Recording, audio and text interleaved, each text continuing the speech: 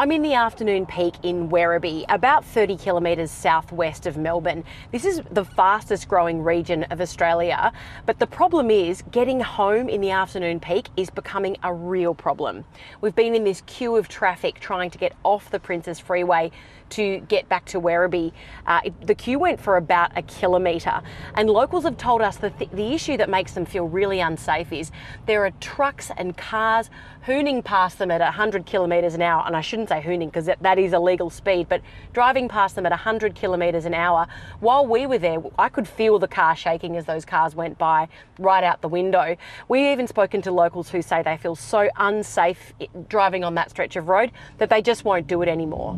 Not too long ago, I was about 4 cars behind on the slip lane, and a truck came roaring past, and it was very close to swinging the trailer onto one of the cars, which was very scary to see because you just don't know what's coming up behind you on the side of the road. It's just a disaster waiting to happen at any time, really.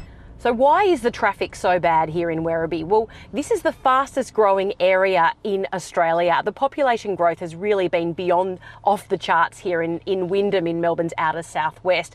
And there's also an issue with the traffic flow. Locals say a roundabout up here would really help to work out whose turn it is to turn right up at the intersection.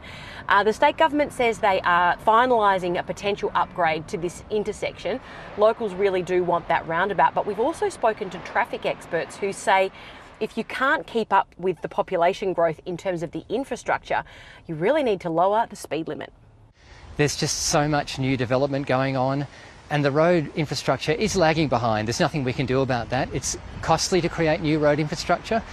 But one thing that we can do in the shorter term is we can adjust the speed limits so that the roads are safer in the short term. Well, we've nearly come up to the end of the freeway. We're nearly off the freeway, and it was a pretty hairy experience. I really could feel the car. There was one truck full of sheep that went past us at a pretty high speed, and we were just stationary in the emergency lane. So it did feel pretty hairy.